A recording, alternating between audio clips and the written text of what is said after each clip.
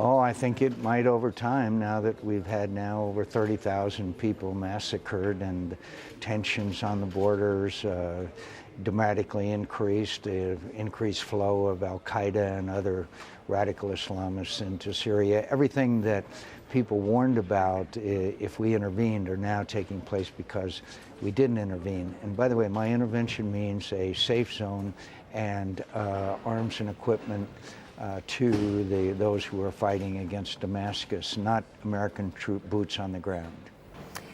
But King Abdullah is on the record as saying he worries about guns going into the wrong hands. He's talked about a Pandora's box. People who are much closer to the situation say that shouldn't happen.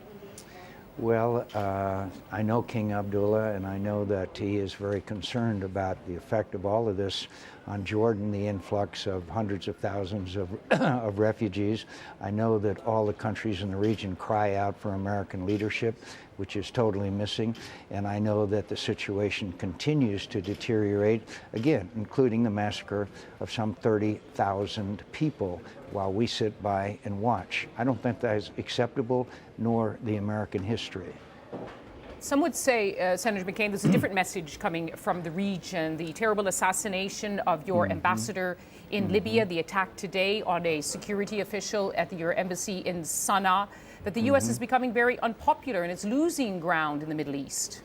Well, the fact is, in Libya, we are popular, and so are the British and the French, because they were assisted in their fight against Gaddafi. The fact is, they had an election, a free election, that rejected Islamist candidates, and by 2/3 voted against that kind of regime. They're very grateful to the United States, and they have unsecure borders, they have a weak government, and Islamists infiltrated into the country. And what our administration, the most incredible thing that I've ever seen, called it a spontaneous demonstration caused by a video, when we now all know it was an act of terror by an Al-Qaeda affiliated organization. One of the really gross misrepresentations to the American people that I have ever observed.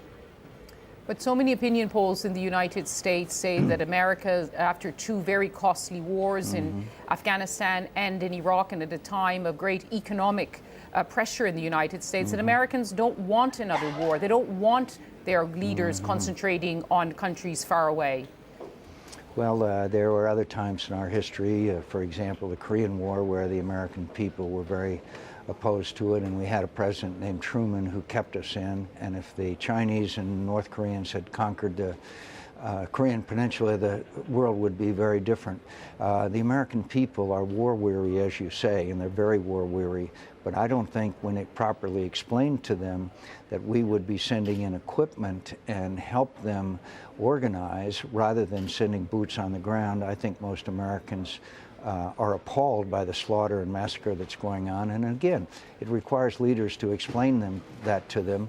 The president has said nothing, and even about the massacre, and all he's said is that we will withdraw from that part of the world, which sends the message of weakness. So do you want America to be more present, including keeping the troops in Afghanistan?